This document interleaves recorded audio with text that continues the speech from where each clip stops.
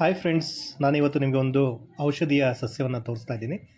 ಕನ್ನಡದಲ್ಲಿ ಇದನ್ನು ತಂಗಡಿ ಗಿಡ, ಆವರಿಕೆ ಗಿಡ ಅಂತ ಹೇಳ್ತಾರೆ.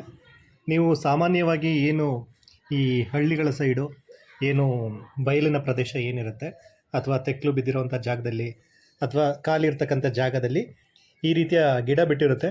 ಇನ್ನು ಈ ಗಿಡದ ಮೇಲೆ ಒಂದು ಹಳದಿ ಬಣ್ಣದ ಹೂ ಬಿಟ್ಟಿರುತ್ತೆ. ಅದನ್ನು ತಂಗಡಿ ಗಿಡ, ಆವರಿಕೆ ಹೂ ಅಂತ ಹೇಳ್ತಾರೆ. ಇನ್ನು ತಮಿಳಲ್ಲಿ ಇದನ್ನು ಆವರಂಪು ಅಂತ ಹೇಳ್ತಾರೆ. ಸೊ ಇದ್ರ ಬೆನಿಫಿಟ್ಟು ಏನಪ್ಪ ಅಂತಂದರೆ, ಏನು ಈ ಡಯಾಬಿಟಿಕ್ ಅಂದರೆ ಸಕ್ಕರೆ ಕಾಯಿಲೆ ಏನಿರುತ್ತೆ, ಸಕ್ಕರೆ ಕಾಯಿಲೆ ಇರ್ತಕ್ಕಂಥವ್ರು ಚಹಾ ಮಾಡ್ಕೊಂಡು ಅಂದರೆ ಗ್ರೀನ್ ಟೀ ಅಂತ ಏನು ಹೇಳ್ತೀವಿ ಅದನ್ನು ಮಾಡ್ಕೊಂಡು ಕುಡಿಯೋದ್ರಿಂದ ರಕ್ತದಲ್ಲಿನ ಏನು ಸಕ್ಕರೆ ಅಂಶ ಕಡಿಮೆ ಆಗುತ್ತೆ, ಅದನ್ನು ನಿಯಂತ್ರಣದಲ್ಲಿ ಇಟ್ಕೋಬೋದು. ಮತ್ತೊಂದು ಉಪಯೋಗ ಏನಪ್ಪ ಅಂತಂದರೆ, ಈ ಚರ್ಮ ಸಂಬಂಧಿತ ಏನು ಪಿಂಪಲ್ಸ್ ಇರ್ಬೋದು, ಅಂದರೆ ಮೊಡವೆ ಇರ್ಬೋದು, ರಿಂಕಲ್ಸ್ ಅಂದರೆ ವಯಸ್ಸಾದಂತೆ ನಮಗೆ ಏಜಿಂಗ್ ಫ್ಯಾಕ್ಟರ್ ಬರುತ್ತಲ್ವ, ಸೊ ಅದನ್ನು ಕೂಡ ಈ ಒಂದು ಹೂವಿನ ಪೇಸ್ಟನ್ನು ಮಾಡಿಕೊಂಡು ಮುಖದ ಮೇಲೆ ಹಚ್ಚೋದ್ರಿಂದ ಏನು ಚರ್ಮ ಸಂಬಂಧಿತ ಅಂದರೆ ಒಂದಷ್ಟು ಕಾಯಿಲೆಗಳನ್ನು ಗುಣಪಡಿಸ್ಬೋದು. ಮತ್ತು ತೂಕ ನಿಯಂತ್ರಣ ಅಂದರೆ ಏನು ವೆಯ್ಟ್ ಲಾಸ್ ಕೂಡ ಇದರಿಂದ ಮಾಡ್ಬೋದು. ಅಂದರೆ ಈ ಗಿಡದ ಎಲೆ ಇರ್ಬೋದು, ಹೂ ಇರ್ಬೋದು, ಸೊ ಇದನ್ನೆಲ್ಲ ನಾವು ಗ್ರೀನ್ ಟೀ ಮಾಡ್ಕೊಂಡು ಕುಡಿಯೋದ್ರ ಮುಖಾಂತರ ಏನು ತೂಕವನ್ನು ಕೂಡ ಕಡಿಮೆ ಮಾಡ್ಬೋದು.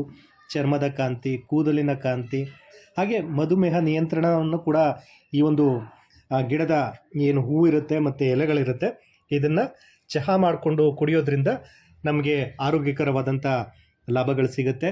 ಸೊ ನಾನು ಕೂಡ ಇವತ್ತು ಯಡಿಯೂರಿಗೆ ಹೋಗಿದ್ದೆ. ಯಡಿಯೂರಿಗೆ ಹೋಗಿದ್ದಾಗ ಸೊ ಅಲ್ಲಿಂದ ಆ ಕಡೆಯಿಂದ ಬರಬೇಕಾದ್ರೆ ಎಲ್ಲ ಕಡೆ ಬಿಟ್ಟಿತ್ತು.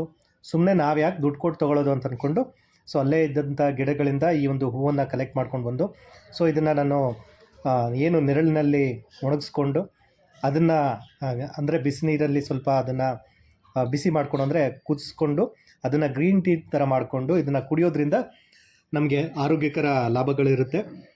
ತಂಗಡಿ ಹೂವಿನ ಗಿಡ ಇದು.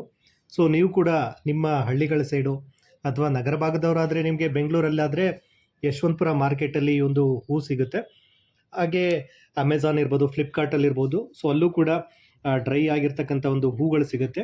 ಸೊ ನೀವು ಕೂಡ ಈ ಒಂದು ಚಹಾವನ್ನು ಮಾಡ್ಕೊಂಡು ಕುಡೀರಿ. ಅಂದರೆ ತಂಗಡಿ ಹೂವಿನ ಚಹಾವನ್ನು ಮಾಡ್ಕೊಂಡು ಕುಡಿಯೋದ್ರಿಂದ ನಿಮಗೆ ಆರೋಗ್ಯಕರ ಲಾಭಗಳಿದೆ ಅಂತ ಹೇಳ್ತಾ ಈ ಒಂದು ವಿಡಿಯೋನ ಮುಗಿಸ್ತಾ ಇದ್ದೀನಿ. ಎಲ್ರಿಗೂ ಕೂಡ ನಮಸ್ಕಾರ, ಒಳ್ಳೆಯದಾಗಲಿ.